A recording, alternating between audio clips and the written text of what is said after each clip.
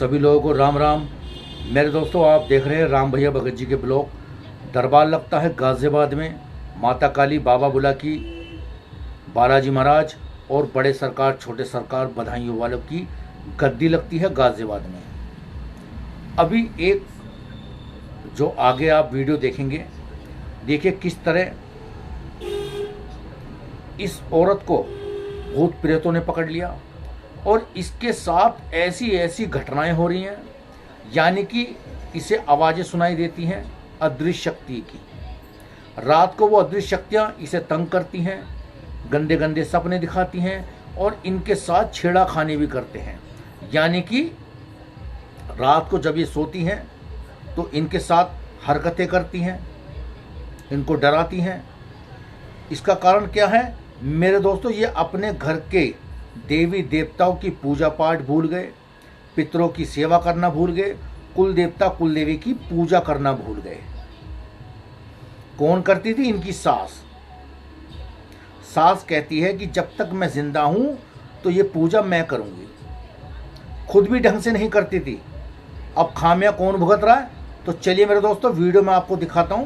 देखिए किस तरह आप बीती बताते हैं लोग। तो चलिए जो आगे आप वीडियो देखें खुद सुन लीजिए। तो ऐसा क्यों है? मेरे ऊपर इतना क्यों परेशान कर रहे हैं? गोरा, देखो तुम्हारे ऊपर किसी ने छोड़ दिया बुला की मसान। अच्छा। और उसके साथ बहुत सारी चीज़ें आपके ऊपर अटैक कर रही हैं अब। अच्छा। यानी कि आप पूरी तरह उनकी गिरफ्त में हो अब। हाँ।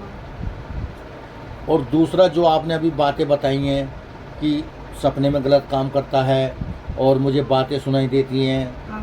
है ना, ये सब जो है आपके घर के ऊपर यानी कि गंदा साया है। सपन अरे बातें तो सामने ऐसी, जैसे मैं यहाँ बैठी हूँ, यहाँ भी कान में बन बन बन बन सब करते रहते हैं और दिखते भी हैं। यहाँ भी देखिए दिख रहा है मुझको, एक घुंघराले बाल वाला एक आदमी है, लंबा सा, बहुत बड़ा सा, वो तो हमेशा दिखता है। यानी कि यहाँ भी आपको वो चीज़ें दिख रही हैं? दिख रही हैं, हाँ। ठीक है। और पितृ भी हैं और मेरे ससुराल वाले खास तौर पर। हाँ, और देखिए आपके जो पितर है ना, जो घर के ऊट पितर होते हैं, वो भी बांध रखे हैं। हाँ। और दूसरा आपकी जो माता जी पूछती हैं, हाँ। शीतला माता, वो आपसे रूठी हुई हैं। तो मुझे तो पूजा के लिए कहा ही नहीं गया भैया। देखिए शक्तियाँ अपने मन की होती हैं। ये हाँ। आपकी जैसे सास कर रही है, आप कुछ नहीं करती हैं।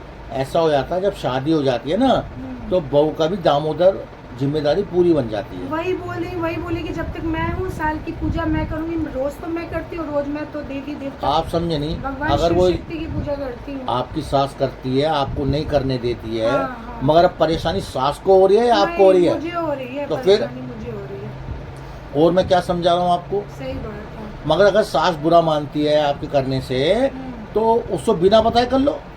अब यही करूँगी उसे अब मान लो आपको कोई ऐतराज है, उसे कह दो कि मैं 16 सोमवार के व्रत रख रखे हैं, हाँ। या 16 बृहस्पति या साईं बाबा के व्रत रख रखे हैं। किसी का ही बहाना भर के आप काम कर सकते हो। हाँ, अरे वो तो साल की एक पूजा होती है, वो तो मैं आराम से कर सकती हूँ।